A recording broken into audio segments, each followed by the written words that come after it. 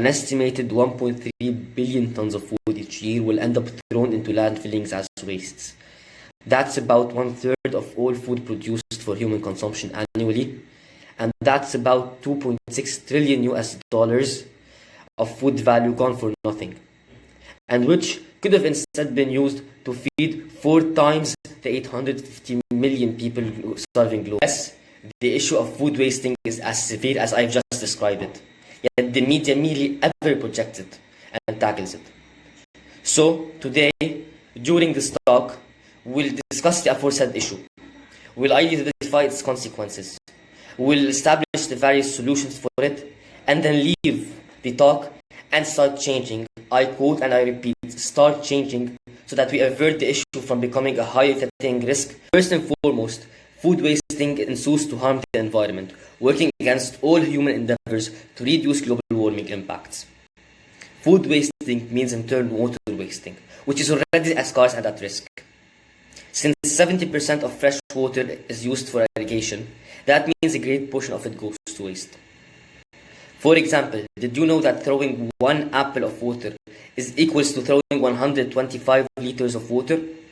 No, you probably did not know that, and you probably did not know as well that according to the Food and Agricultural Organization of the UN, 250 kilometers cubed of water each year is used for agricultural purposes, only to end up ultimately lost or wasted.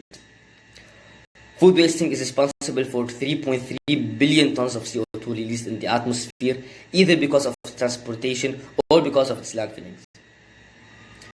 Not only does wasting food release CO2, but its rottenness also releases methane, which traps heat 25 times more efficiently than the former. From here, we must call for action. We will have to mitigate the quantity of food as much as possible. To do so, we must first understand the reasons behind the issue.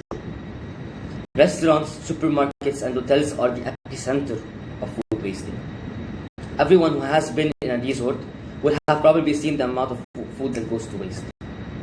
In my experience, I once saw a group of 5 people who filled their plates only to eat half of what they had put, and the waiter had to throw the rest away. Moreover, the buy one get one deals encourages people to buy more than what they can consume, and disposable income means they can afford to waste the leftovers. As well, the eat all you can buffets usually end up the day with a gigantic amount of food being thrown out, making it a main reason for the issue. Not to forget the picky supermarket owners who would throw weirdly looking fruits and vegetables just because they look weird, yet they'd be perfectly edible. In addition, the reason could be as simple as the ignorance of the people about the issue, as in, for example, ordering superfluous amount of food that won't be eaten. We must change. It isn't really a debatable issue in the parliament, nor is it permitted to postpone its combat. It is a necessity. I repeat, it is a necessity to start resolving the issue as soon as possible.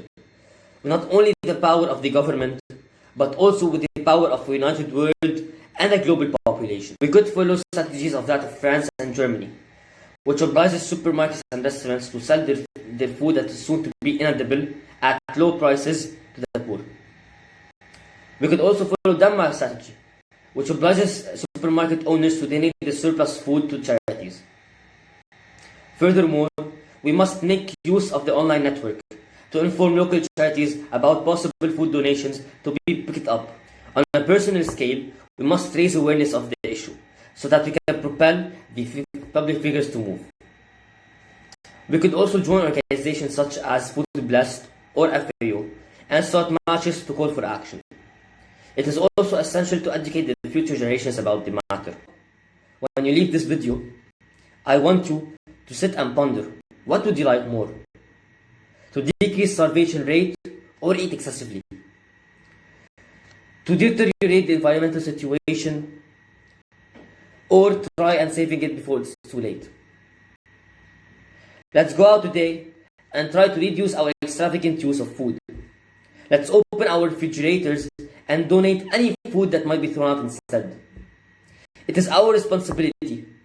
I repeat, it is our responsibility to try and shift our systems in hopes of not only saving ourselves, but also the future generations.